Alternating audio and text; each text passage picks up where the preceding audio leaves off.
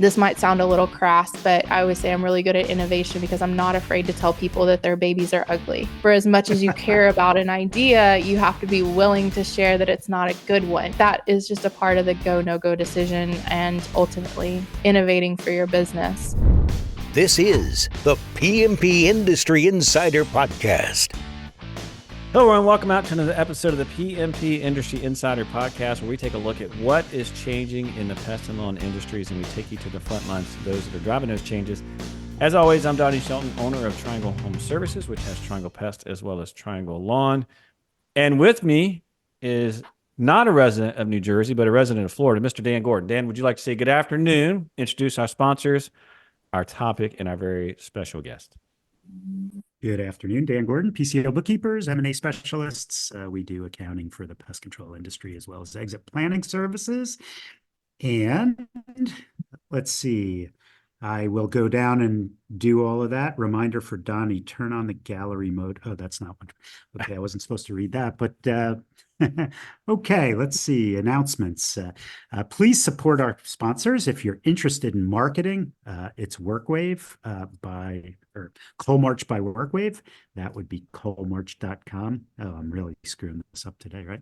And if you're interested in industry-specific insurance, it would be Pesure, and you could visit them at pesure.com. They provide auto, workers' comp, general liability, EPLI, and other insurance that you may need.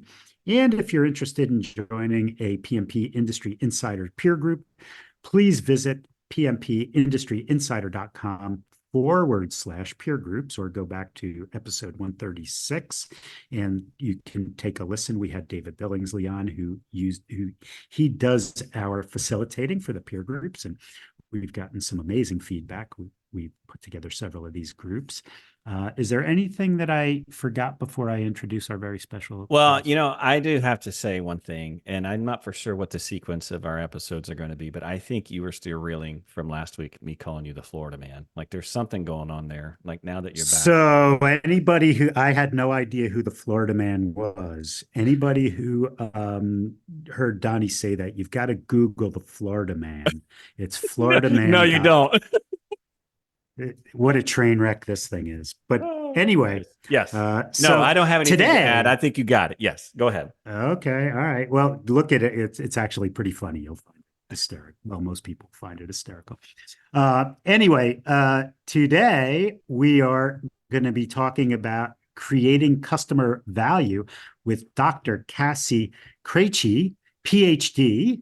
And today we are excited to welcome Cassie, and I have a phonetic pronunciation of her last name, which everybody wants to know. Head of Science and Innovation at Rentokil North America, better known as the Bug Doc on TikTok. And by the way, the first time I heard about Cassie, I saw some TikTok videos, and I'm like, prior to that, I was like, what? TikTok in our industry? Why? But anyway, we'll get to that. So Cassie joined Terminix in 2022 as Director of Technical Services, previously worked as a technical field specialist for MGK. Prior to that, she served as a lead research and technical sales associate for Term Brothers, a termite control product company. She holds a Ph.D. in entomology from Texas A&M University, which makes her a whole lot smarter than both of the hosts on this podcast. Combined, I might add. Combined. Yes. And so anyway, welcome. Thank you for having me.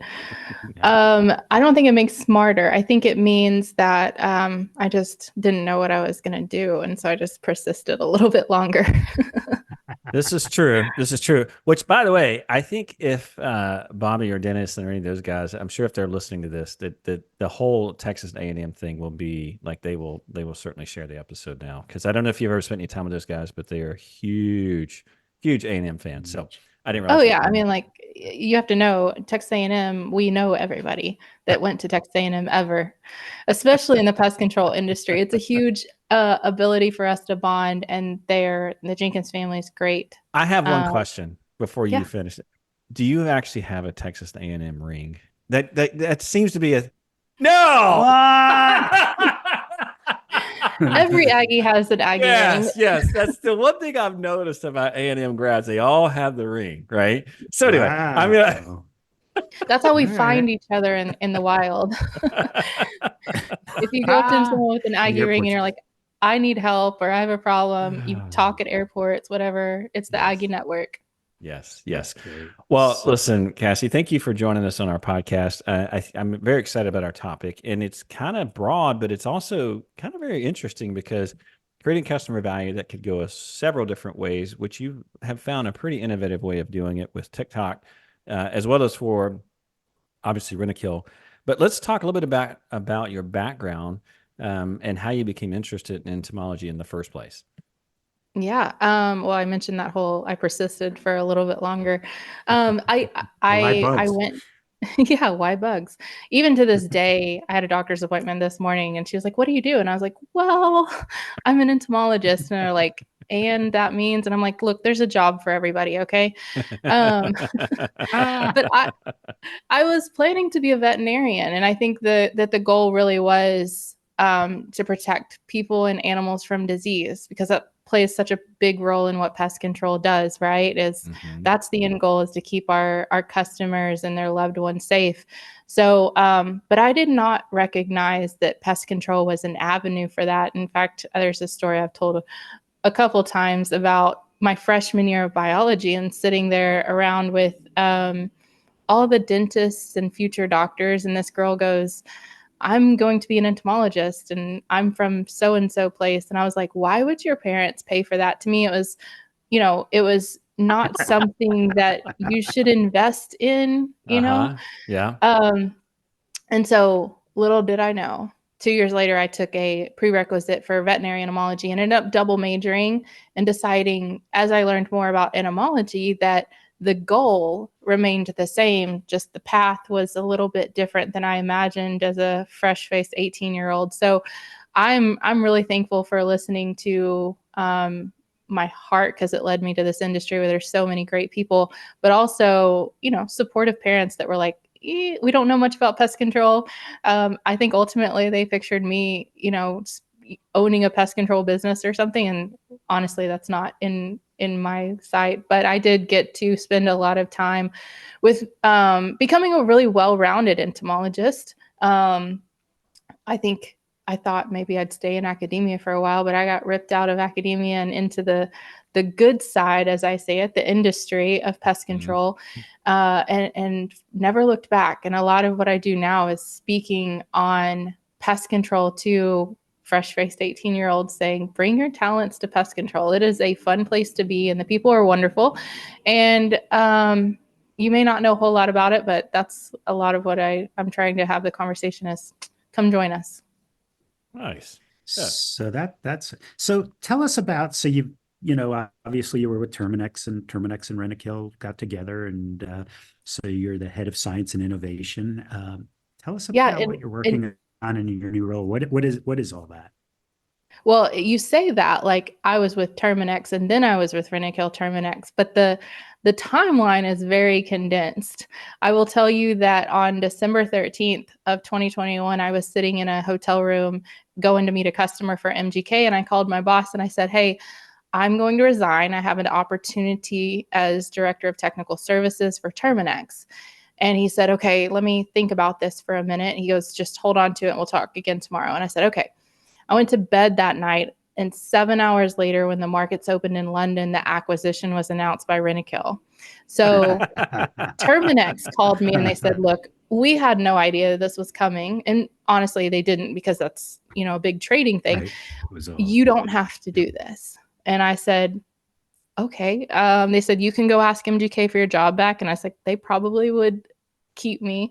But I had committed so much to this team. I had all of these technical directors from McLeod, Assured, Gregory, all of our acquisition partners were coming together to create this technical services team that had quite, a depth of knowledge and a legacy as we came into Terminix. And I thought, I can't leave these people alone in an acquisition. So I came on as the acquisition was announced, and I had 2 jobs that first, that would have been right at 12 months, is One, make sure I had a really agile technical services team that could serve a growing organization, not just Terminix as we had done business, but Rentokil Terminix as we brought the two best organizations together.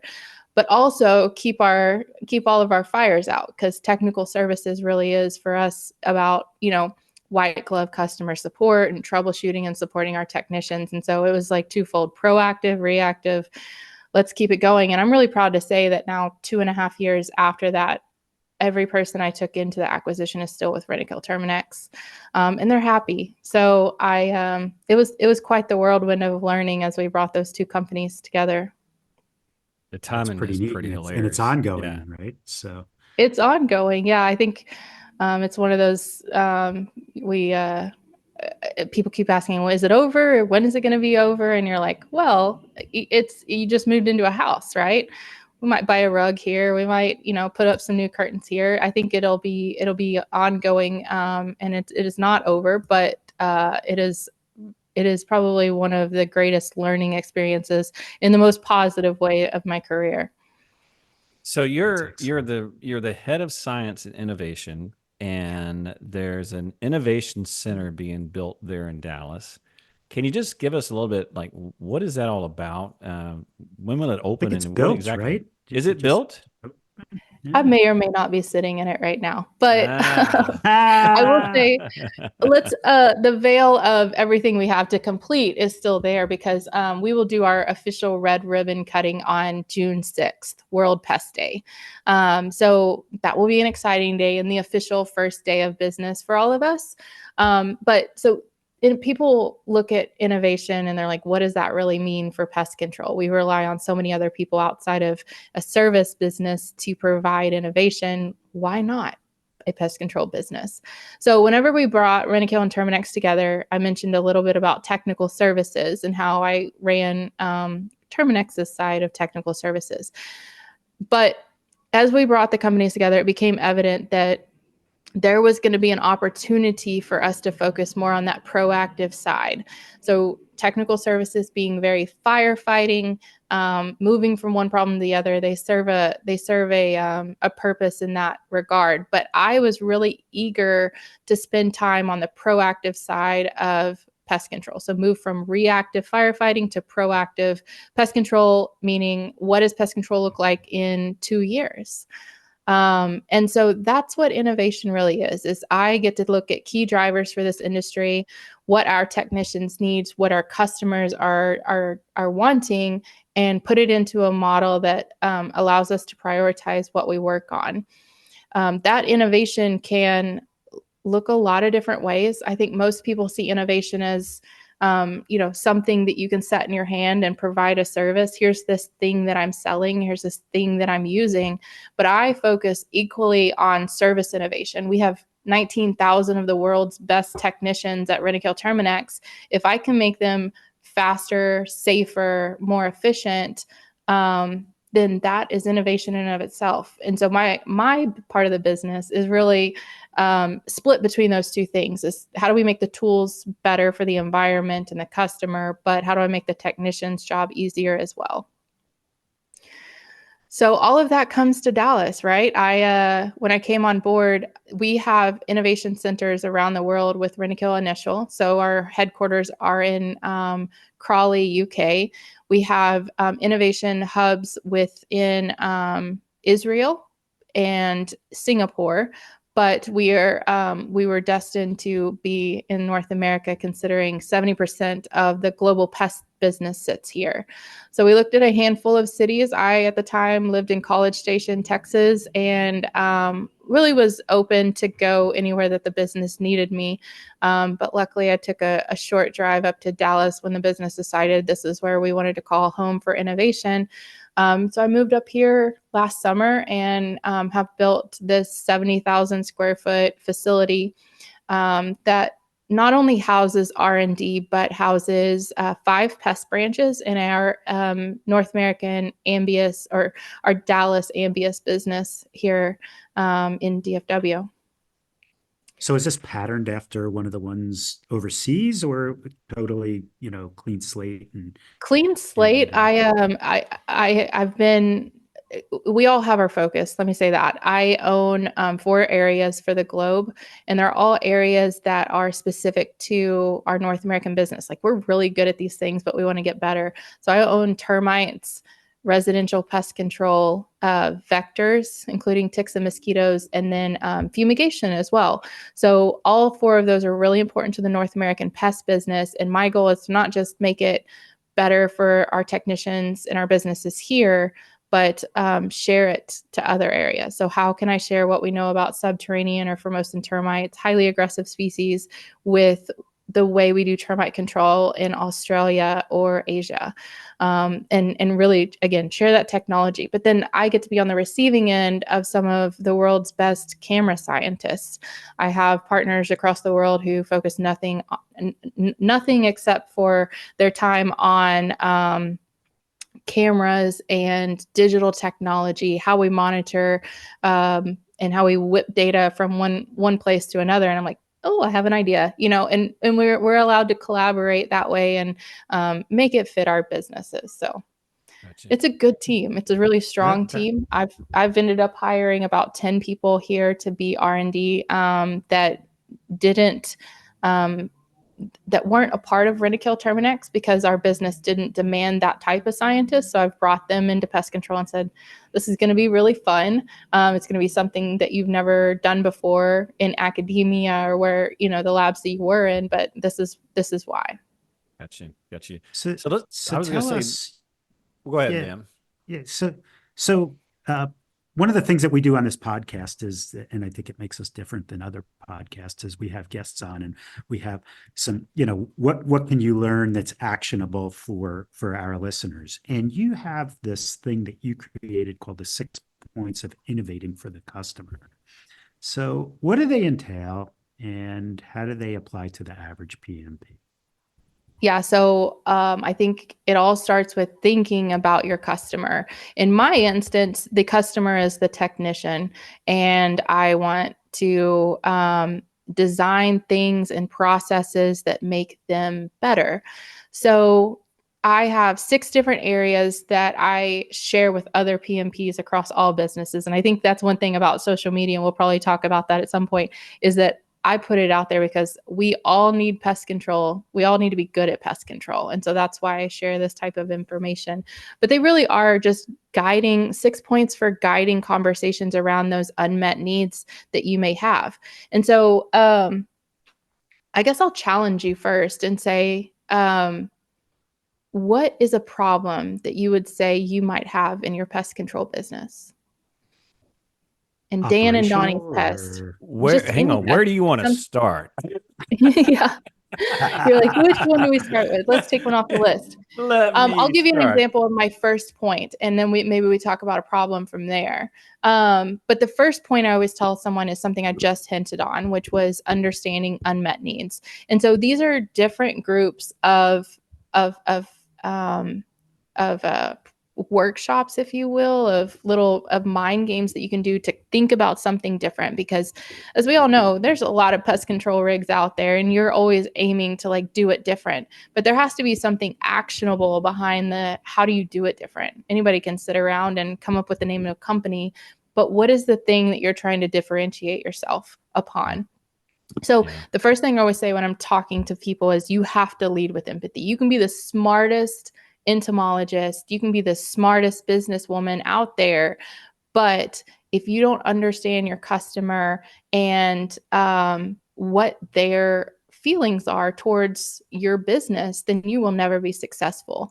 So if you are able to lead with empathy, regardless of how technical you are, you're more likely to solve a problem. So I lead with empathy with 3 different practices when I'm thinking about a problem.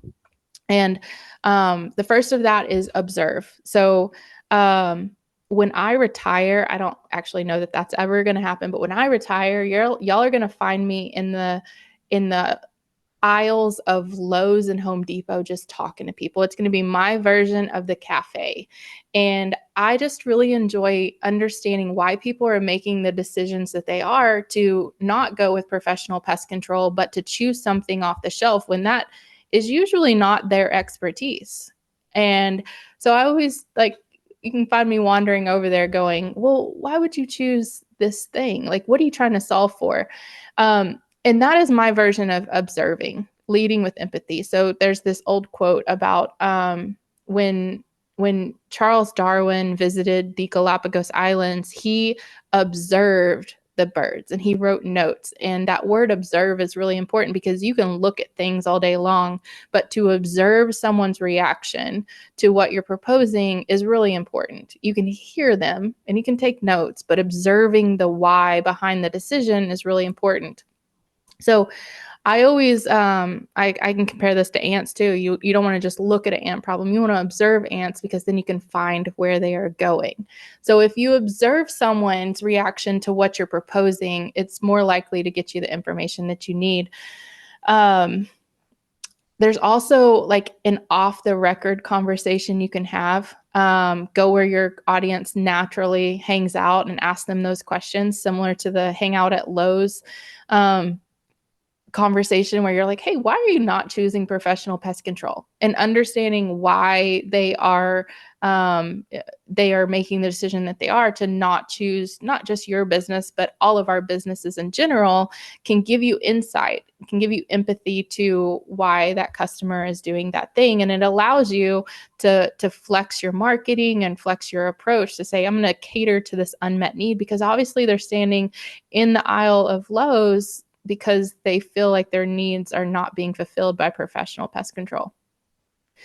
And then ultimately, I encourage people to tell a story about what that business might look like in 5 or 10 years.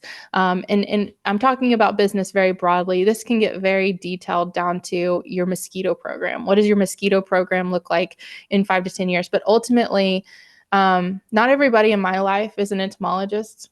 Contrary to popular belief, we have friends outside of other nerds too. And when I think about marketing, I always think about my mom, who is a scientist, but not an entomologist, my mom or my best friend.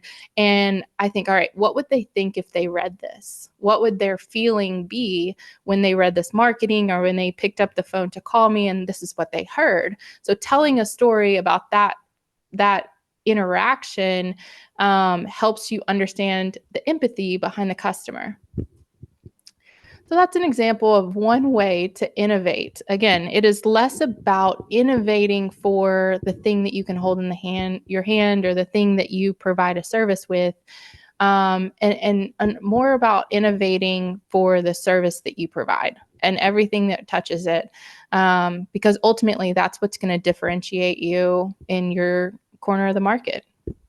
So bringing it back to the 6 points. So point 1 is to observe or empathy. To lead with empathy. Empathize. Yeah. Lead with empathize. Yeah. Or lead with empathy. Sorry. I have 6 or 5 other areas around ideation. So what does the thing look like? Creating yes conversations around, all right, how do I create the world's best mosquito protocol, for example? I have information around focusing your attention on unknowns. A lot of times creating the name of your business is the easiest part. People struggle with, I'm spending so much time thinking about the name of my business. You're like, that's not the real problem. Let's eat the frog. Let's on day 1 say, here's the hard part of this problem, and focus on nothing but that unknown.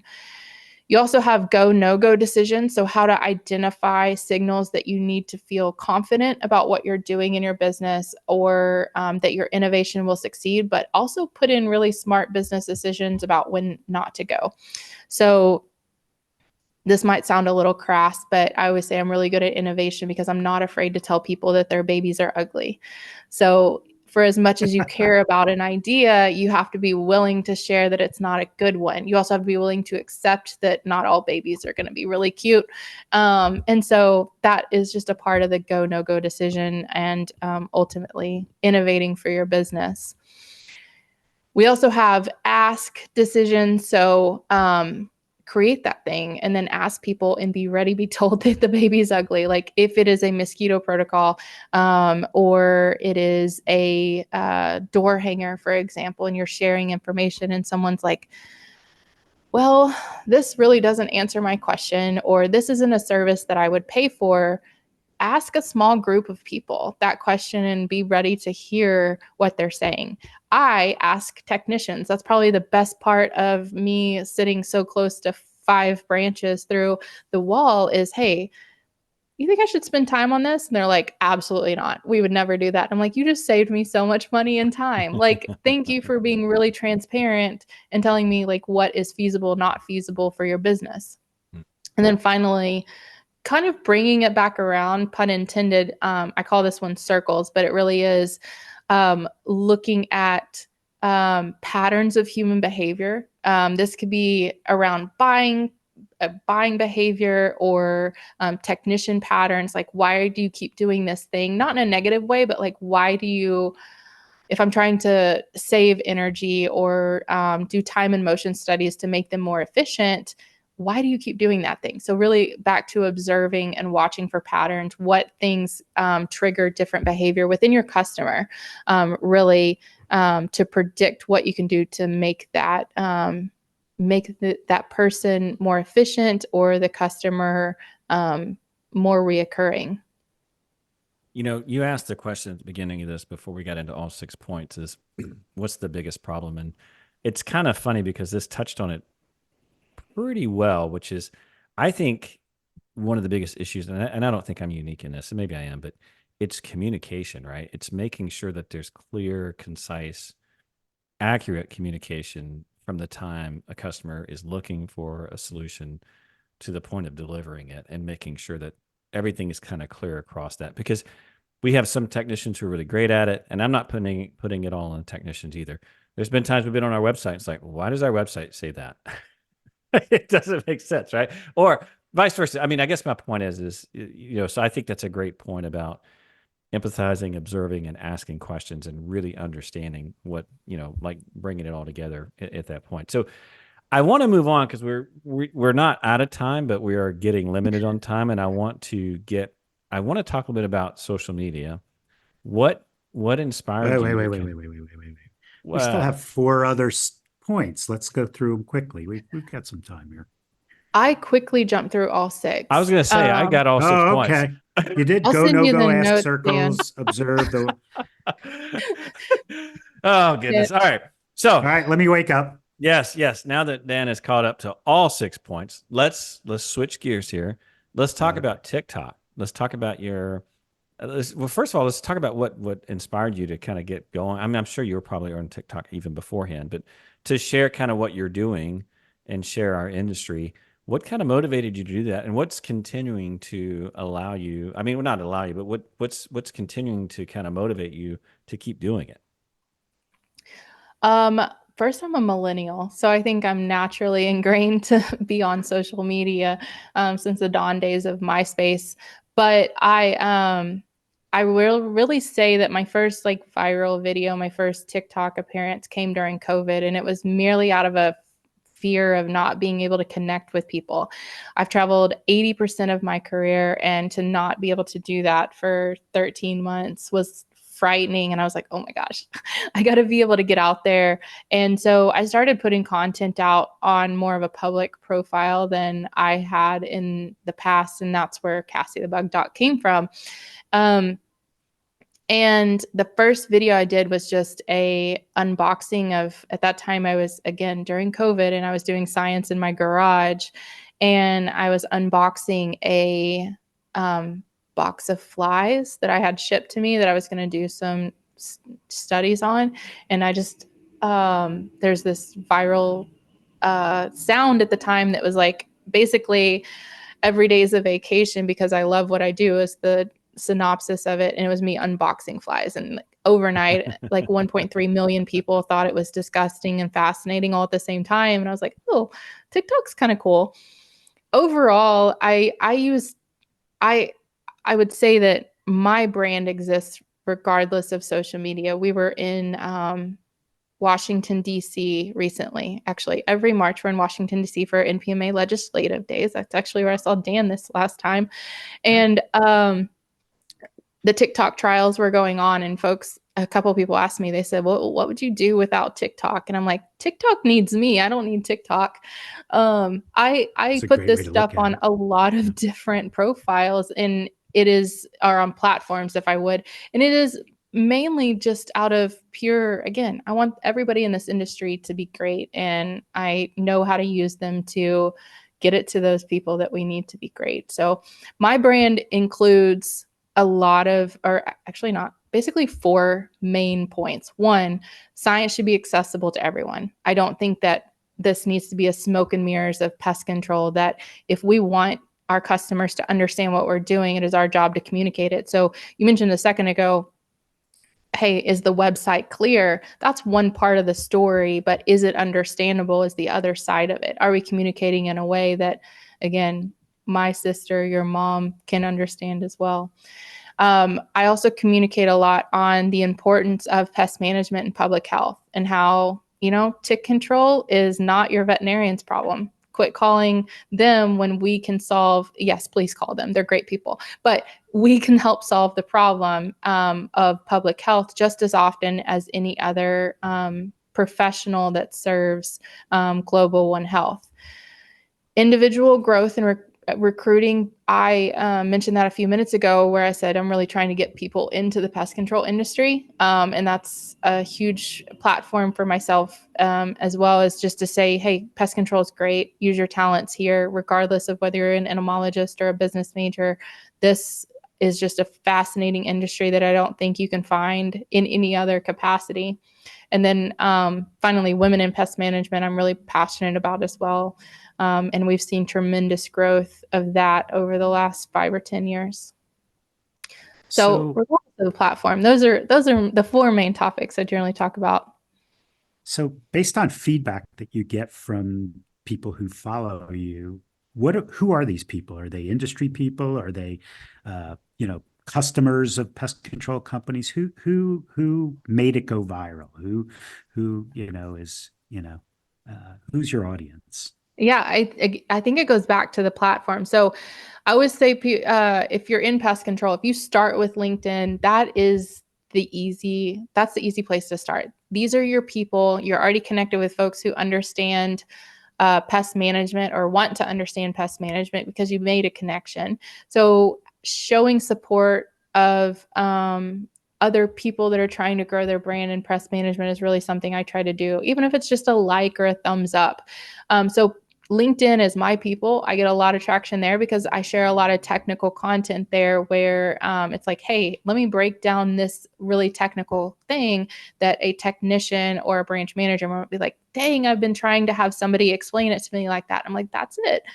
Now, if you look at platforms like Instagram or TikTok, most often that is our customers. So that is where stuff goes viral with someone, because they're like, all right, there's a face to pest control. It's not some, dog rolling around in the grass, and it's like, it doesn't feel impersonable. I see the same person over and over again talking about pest control, and that has a lot of value. And I tell other pest control companies that put a face to the content. Don't let AI write all your content. Put a face and a brand consistency to what you're saying, and you're more likely to subconsciously get a lot of followers, because people appreciate that. And then Twitter, I dabble in just because it's evolving constantly, but that is where, outside of LinkedIn, your most educated customer is going to be on X. It has the highest education rate of any platform, again, outside of LinkedIn. And then Facebook is still really applicable, because a lot of your buying power is still on Facebook. So it's important to continue to invest in Facebook. So wrapping that up, if you're thinking about where to spend your time, it goes back to like looking at your business, where are the people that you're trying to reach, and understanding the demographics. I put it on everything, because my goals are a little bit broadcast. So beyond my own wanting to share with the pest control industry and recruit people in, that's more Instagram, LinkedIn style. I am Harry's Big Adventures entomologist. So if you've ever seen an animated praying mantis that Terminix puts out there called Harry's Big Adventure, I am his real life entomologist, and he has more followers than the Geico gecko, and it has nothing to do with me. It has everything to do with being really funny as an animated animal. But anyway, he gets a lot of traction on Facebook and Instagram because he does a lot of great things for kids' schools. So all that wrapped up to say there's a lot of platforms out there. It's really aggressive to say, hey, I'm going to start on day one and want to do social media on 5 different platforms plus everything else that keeps coming out. But to understand back to the empathy side, where does your customer exist? Where is your buying power today? And then focus all your attention there and be really authentic with it. That's really the goal to starting in social media. So we had a client the other day talking to us about doing something like this. And the owner basically said, well, we have a brand and I'm not the brand. And so we had this discussion. Okay, do you have a bunch of people from your company do these videos and get out there? Or do you make, the bug doctor? I mean, what's your opinion? Do you spread out or, is it one person? I think it has to be one thing. It can be one person, but you have to think about how everyone is constantly scrolling, right? And if as I'm scrolling and in that half a second before I decide whether to keep scrolling or stop, I have to recognize that I want to see this content. And so whatever that is your brand, whether it is a person or it's that dog or, the ABC pest control anteater, whatever that thing is, I need to see it very fast. So again, it doesn't necessarily have to be a person, but it has to be something that I can find in about half a second. That makes sense. That makes sense. Yeah. Cassie, this has been amazing. Seriously. Thank you for joining us here on the podcast. I think this can be very helpful for our listeners, especially those who are not big on social media. I mean, obviously we talked a lot. Social media was just one piece of it, but thank you for sharing your knowledge on that. And also it's been kind of fun getting to hear all the cool things you guys are doing as far as the Innovation Center. Dan, anything to add or any? No, I just, like I said, I see you everywhere on social media. And so whatever you're doing is working. Thanks. And it's really pretty neat. And the TikTok videos, I'm just amazed at, I look at like and maybe I'm wrong, like, if you're into golf or you're into something, then you look for the TikTok, people who are doing your group. But if you were, why are you laughing? So golf, here we go. Yeah. Well, but if you were, bugs are just, there's some people who are into bugs, but most people aren't. Most people are into just getting rid of them. So it's kind of interesting to me to see how that kind of thing can go viral. I will say, just to put a bow on our whole conversation, I work for a global marketing and innovation team. And I have previously worked for a couple organizations, as you mentioned, where it wasn't part of marketing, that I was more of the receiving end of what marketing thought our customers might need. And this really has been a really great arrangement, both in North America and globally, is to say, here's marketing wise what we know our customers needs and brand insights. Now, innovation is so closely tied to those insights that we're able to react really quickly. So social media and new product development is, it may feel very polar to someone outside of our organization, but for us, it makes sense. Creating the new thing and communicating it to your customer is a part of that success. And I encourage everyone listening to take on the same challenge for their own business. Yeah, for sure. For sure. Well, Cassie, thanks thank you so again. Much. Yeah, this has been amazing. And for our listeners, we'll link up Cassie's TikTok, at least a few videos, and certainly her. I don't know if I am not a TikTok person, and I'm like struggling even to say, look, what we're going to link, but we're going to link up wherever your videos are at, and we'll make sure it's good to go. Because I'm Marisa sure will do that. Yes, Marisa will do it. And just a reminder, any and all resources and things that we talked about will be available on our podcast website. Just take a look under show notes. There'll be a summary of this show as well. And we always appreciate any ratings and reviews that you have, so long as they're positive. If they're negative, we ask that you direct those at Dan. And with that, we're going to sign off. Thanks again, Cassie. We'll see you all next time. Thanks Take for care. having me. Thank you so All right. much.